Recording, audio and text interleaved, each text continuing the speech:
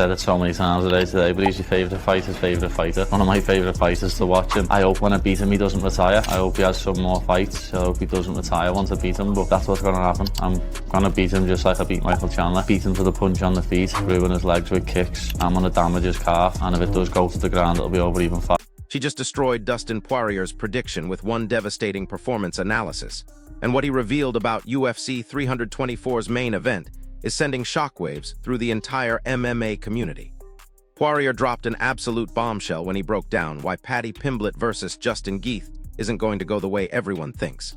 And here's the kicker. His reasoning completely flips the script on what we thought we knew about this interim lightweight title fight. The former interim champion didn't just give a casual prediction. He delivered a Pimblett breakdown that exposes exactly why this January 24th showdown at T-Mobile Arena is about to become one of the most brutal reality checks in UFC history. Poirier's analysis cuts straight to the bone, highlighting Pimblett's massive advantage that nobody's talking about. His experience in those grueling 5-round wars that break fighters mentally and physically.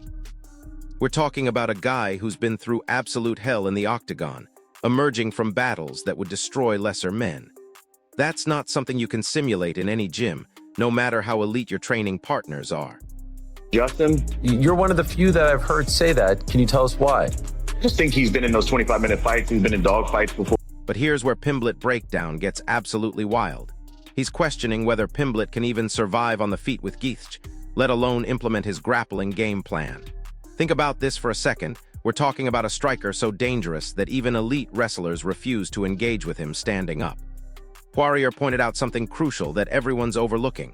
Pimblett's takedown success against Gaethje is questionable at best. The guy's takedown defense is legendary, built on years of stuffing attempts from Division I wrestlers and elite grapplers. So what happens when Pimblett can't get the fight to the ground? He's forced into a striking battle with one of the most violent finishers in the sport. Poirier emphasized that Pimblett's biggest challenge isn't just surviving 25 minutes, it's maintaining composure and discipline while Gaethje is hunting for his head. The mental warfare aspect is insane. Gaethje doesn't just throw power shots. He throws them with the intention of ending your night, your career, your consciousness. That psychological pressure builds over 5 rounds until even the most composed fighters start making desperate decisions. And I don't think Paddy's going to be able to get him down, so he's going to have to fight with him. Unless Paddy can stay super disciplined for 25 minutes, stay at distance, pick his shots. Justin's just a bigger puncher, and he'll put himself in harm's way to land one of those shots. And it's tough to stay away from it for 25 minutes. Do you think that the UFC wants Paddy to win? Probably. Yeah.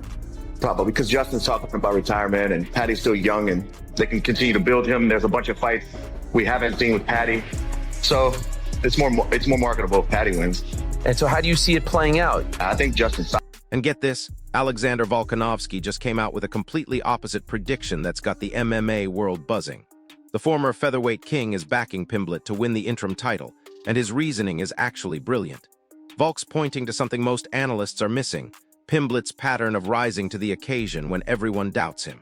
Remember the Chandler fight? Critics were saying he'd get overwhelmed by the veteran's power and experience. Instead, Pimblett executed his game plan flawlessly under immense pressure. Volkanovski sees that mental toughness as the deciding factor against an opponent as unpredictable and dangerous as Gaethje. He's betting on Pimblett's ability to stay calm in chaos, to find opportunities when others see only danger. But here's what's really interesting about Volk's take. He's not just looking at skills and attributes. He's analyzing fight IQ and adaptability, 2 areas where Pimblett has consistently surprised people. The question is whether that composure holds up against someone who specializes in breaking opponents mentally before finishing them physically. But I'm going to go with Paddy, you know what I mean? There's been a couple of times where I thought Paddy's had big tests in front of him and he's passed them. And, you know, he's showed me in his last fight he can really stick to a game plan. And he's going to need that with a Gaethje. So I'm going to go Paddy. Now listen to this part because it gets even crazier. Colby Covington is so confident that Gaethje wins this fight, he told Submission Radio he'd bet serious money on the underdog if fighters were allowed to gamble. Think about that for a second. A guy who makes his living analyzing fights and understanding odds thinks the betting public has this completely wrong. Covington's not just talking trash here. He's seeing something in the matchup that casual fans are missing. He believes Pimblett is about to face the toughest, most resilient opponent of his entire career, someone who will test every aspect of his game in ways he's never experienced.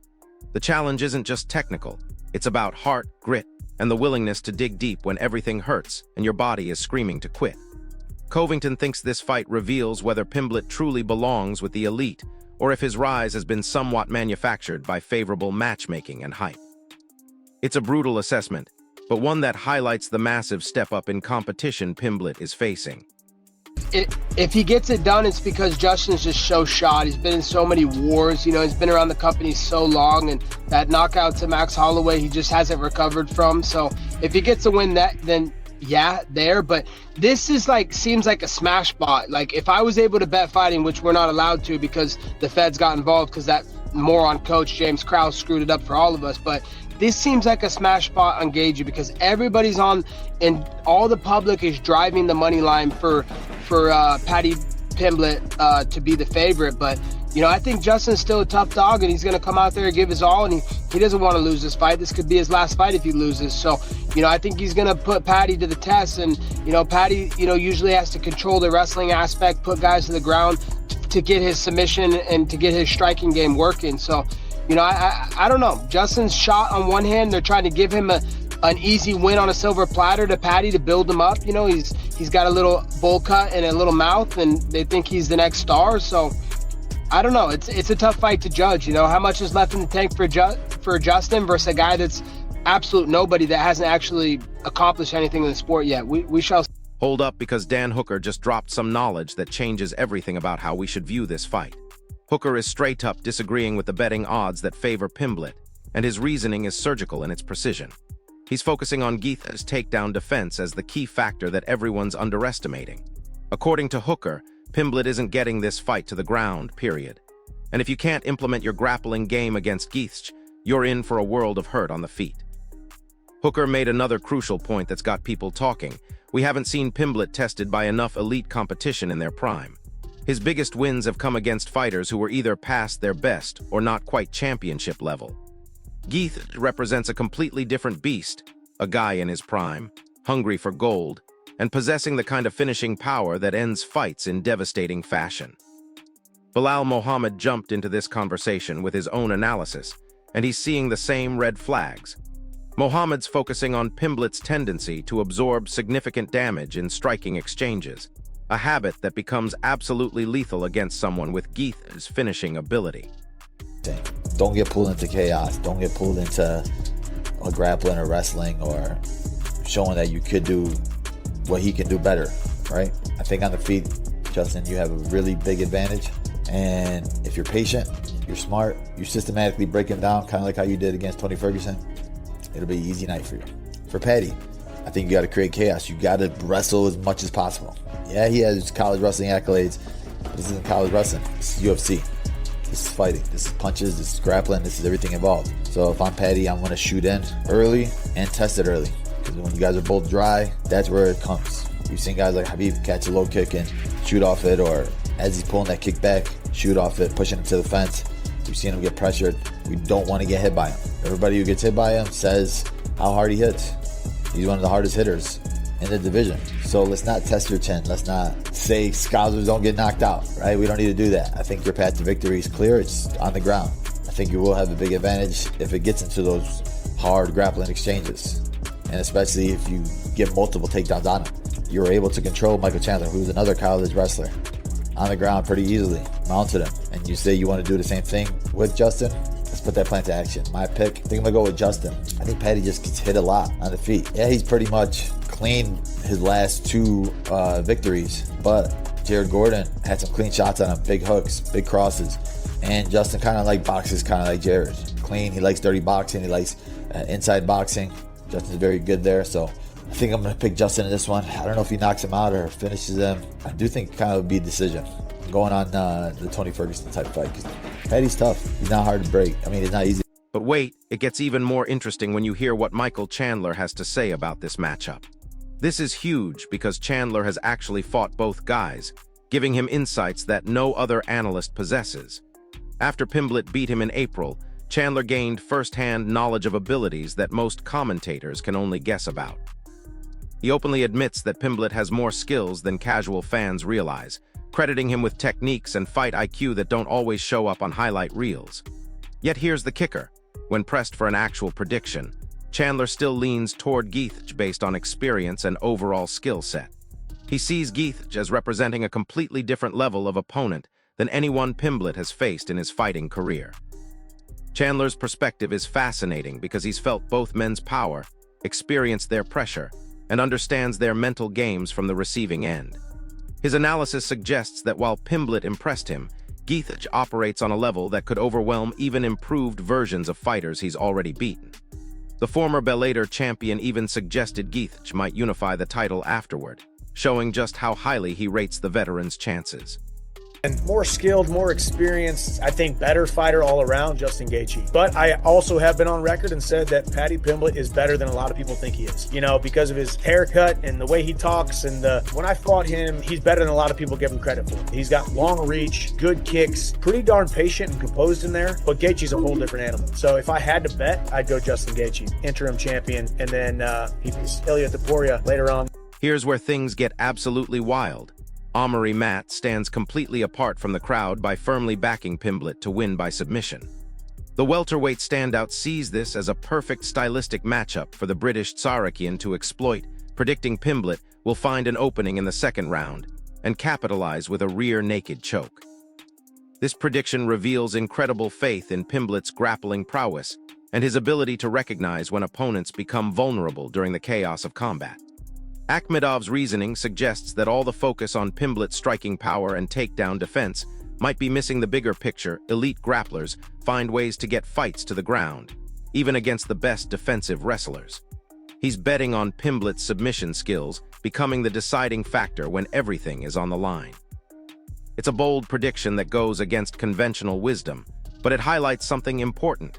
Pimblett's ground game is so advanced that it could neutralize Gaethje's striking advantages if he can just get the fight there. The question becomes whether his wrestling is good enough to put Gaethje on his back, or if his scrambling ability can turn defensive positions into submission opportunities. I don't know, dude. I'm kind of leaning towards Paddy. But the way he does get hit with left hooks, he looks so good against Michael Chandler. Paddy's got a lot of ways to win. He's a scouser. He's a scouser. Scousers don't get knocked out, you mushroom. He KO'd Dustin with a head kick too. The fight before the Max Holloway one, which is pretty impressive. True. So he got, man. All right, Paddy, rear naked. And now we're getting into some serious controversy because Matt Brown just unleashed a scathing critique that goes way beyond simple fight predictions. The veteran fighter expressed genuine frustration about what this specific matchup represents for how title shots are distributed in modern UFC. Brown sees Pimblett's rapid rise to an interim title shot as disconnected from legitimate competitive merit, instead linking it directly to social media following and marketability factors that drive pay-per-view numbers. He made a stark comparison to Pimblett Tsarakian, who systematically checked every conceivable competitive box by defeating elite contenders and proving himself against the division's most dangerous fighters. Despite those credentials, Pimblett somehow got passed over for title contention while Akhmedov secured this premium opportunity. Brown's criticism echoes broader concerns about how championships are contested in the modern era, where popularity sometimes trumps accomplishment. It's a harsh but potentially accurate assessment of how business considerations influence sporting decisions. The implications are massive. If Brown is right, we're watching a manufactured title fight designed more for entertainment value than competitive legitimacy. If Paddy's more popular, you're getting it over Armin. Yeah, it's kind of sad, right? And that's, I mean, God, I hate like how I kind of get into this too much, but I mean, that's really like, that's the definition of, you know, a monopoly where a single promoter owns the title and the rankings. And it's not a good thing for the sport, in my opinion. And I have to question what it's going to do for the longevity of the sport. You know, I don't think in the short term it's really going to make a big difference, right? Like, you know, it's going to sell the next fight, right? It's going to sell the next pay-per-view. But trends tend to come and go, right? Fads tend to come and go. At some point, like, to have staying power and lasting power, I think it requires, a meritocracy-based system. It's going to require, some, if you want to bring in guys like Arman Tsarukyan or Movsar Evloev, I always mess up how I say his name. You want to bring in these Olympic wrestling level guys. I mean, they don't want to have to go out there and put on some ridiculous show to become a champion. They don't want to have to go on Instagram and start a podcast and make whatever kind of skits on social media and this silly kind of stuff. Like, they just want to be a world champion because they want to be the best athlete. And that's what makes me wonder how the staying power is going to be, right? When you're dealing with guys that are, legitimate athletes that want to be legitimate athletes, and they're getting passed up by guys that are entertaining. Listen to this because Uriah Faber just contributed insights that align with others favoring Gaethje, and his reasoning is absolutely brilliant. The former WEC champion views Gaethje as someone who truly thrives when fights turn chaotic, showing zero hesitation to absorb damage while delivering his own devastating offense. Faber acknowledges the threat from Pimblett's submission game, but trusts Gaethje's Division I wrestling background to provide the defensive foundation needed for surviving ground exchanges. This wrestling base should enable Gaethje to guide engagements back to striking range, where he possesses clear advantages and operates most effectively. Faber's analysis highlights something crucial. Gaethje's college wrestling experience gives him tools that casual fans don't always appreciate. He knows how to defend takedowns, how to get back to his feet, and how to make grapplers pay for their attempts. When you combine that defensive wrestling with his finishing power, you get a fighter who's incredibly difficult to game plan against. Faber seems confident that Gaethje's experience in wild, back-and-forth wars gives him the edge in a fight that's likely to become exactly that kind of battle. And Justin Gaethje, who do you favor in that fight? I gotta go with Gaethje. I feel like he's the one that loves to get down and throw fist for fist. And he's also got the Division I wrestling to negate some of the biggest skill sets of Paddy. Paddy's a very dominant grappler when it comes to submissions. I think Gaethje has the tools to keep it where he wants. But here's where the psychology gets really interesting. Tony Ferguson offered a completely different angle based on his fights with both men throughout his extensive UFC career. Ferguson thinks motivation could prove the crucial element that statistics and technique can't fully capture. He believes Gaethje's complicated history with interim titles and unfulfilled championship aspirations might create mental pressure that impacts his performance when it matters most.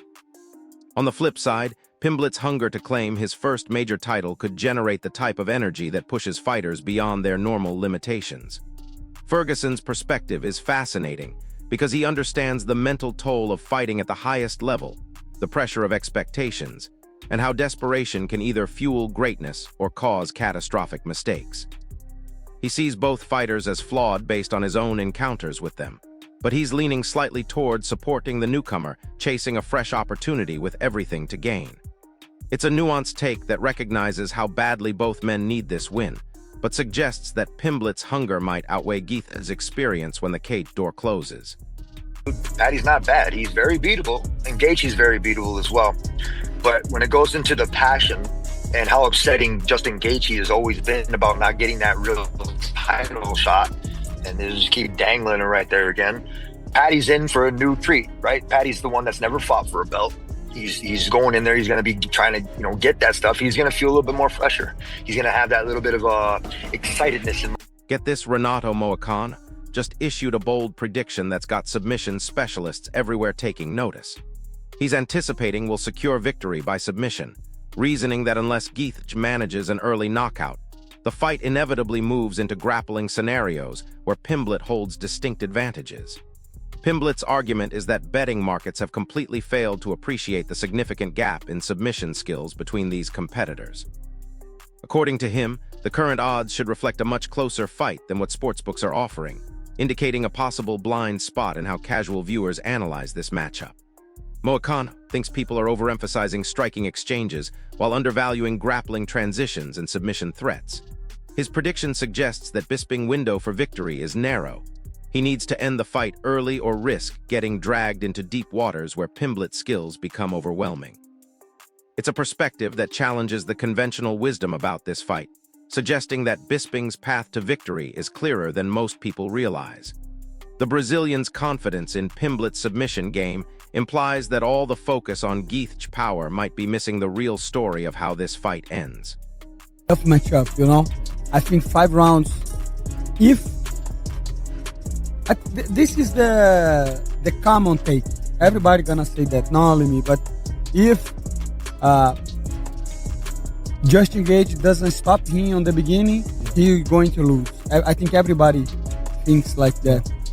And I think Paddy Pimblett will beat Justin Gaethje. That's what I think. And here's something absolutely crucial that Pimblett's revealed about his fight with Pimblett's insights that could predict exactly how this championship bout unfolds. Gaethje has approached his analysis through a completely different lens, emphasizing preparation quality as potentially decisive for the outcome. The former lightweight champion noted that Bisping brings a unique intensity that sparring partners simply cannot replicate during training camp. Alvarez vividly remembers the relentless body shots, overwhelming offensive pressure, and complete absence of recovery time that characterized their battle. According to him, no training sessions can fully prepare someone for that experience until they're facing it directly under championship lights. This is massive because it suggests that all of Pimblett's preparation, all his studying of tape and working with training partners, might not matter once Gaethje starts applying his signature pressure. Alvarez believes the fighter who adjusts faster after the opening bell could secure victory regardless of pre-fight advantages or game plans. It's a sobering reminder that some aspects of fighting can only be learned through experience, and Gaethje possesses a style that's nearly impossible to simulate in practice. That I'm glad it's over and I never want to do it again. I'm like, the fans don't ever ask for a rematch or anything like that, because that would have never. I'm like, I'm glad. He's unique, man, and he's one of my favorite guys to watch. So like, but if you want to beat Justin Gaethje, you have to. So he's a forward fighter and a pressure fighter that he will stand in the pocket, and he's gonna throw everything he got in that pocket. If you don't meet him, you'll get chewed up. So Paddy, the way to beat a guy who like does this very violent, aggressive pressure fighter, you have to meet him. You have to throw when he throws. So you got to be brave, and you have to go when he goes in between his shots. If you do that, you got a fair shot. If you don't do that, if you're not brave and courageous and throw when he throws in between his shots, it's going to be a really long night. It's going to be a hard night. Now check this out. Michael Bisping just threw his support behind Pimblett, and his reasoning focuses on something everyone else is overlooking. The former middleweight champion highlighted what he calls that famous Liverpool resilience that's become a cornerstone of Pimblett's reputation. Even while acknowledging Moicano's status as one of the sport's most lethal finishers, Bisping believes Pimblett will find ways to win by fluidly transitioning between striking and grappling phases when necessary. This adaptability to switch tactics and reshape the fight's momentum serves as a tool that could prove crucial when Pimblett needs to escape dangerous situations or establish his own dominance. Eddie analysis suggests that Alvarez's versatility forces opponents to make difficult decisions about their defensive focus. Do you prepare for the takedowns or the striking? The constant threat of level changes and position switches creates openings that pure strikers like Gaethje might struggle to defend. It's an interesting perspective that frames Alvarez's mixed skill set as an advantage rather than a sign that he's not elite in any single area. Bisping seems to believe that being very good at everything beats being great at one thing, especially over 5 championship rounds.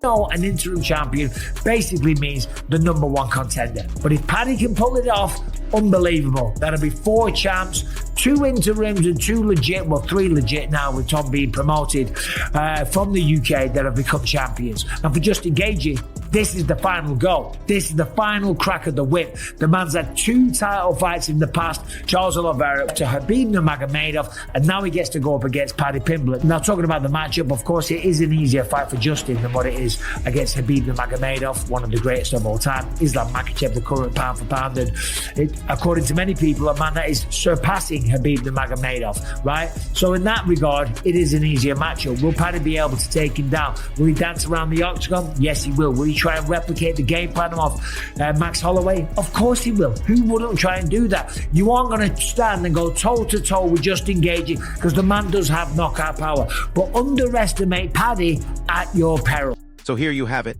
The entire MMA world is split down the middle on what happens when these two warriors collide for interim gold.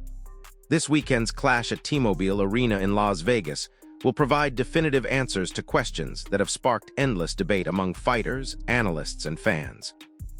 Whether Gaethje's experience and finishing power overcome Pimblett's undefeated streak, or if the British fighter's submission skills and adaptability prove too much for the veteran to handle, remains the biggest mystery in combat sports right now. Both men arrive carrying different types of pressure and motivation that might ultimately tip the scales when the stakes are highest under those bright lights. The predictions are all over the map, the analysis is deeper than we've seen for any fight this year, and the implications for the lightweight division's future couldn't be bigger. So here's my question for you, drop it in the comments. Who do you think has the better read on this fight? The veterans backing Gaethje's experience, or the analysts believing in Pimblett's rising star power? If this breakdown of expert predictions helped you understand what's really at stake, smash that like button, subscribe for more in-depth MMA analysis, and hit that notification bell because UFC 324 is just days away, and the fallout is going to be absolutely insane. I'll see you in the next one.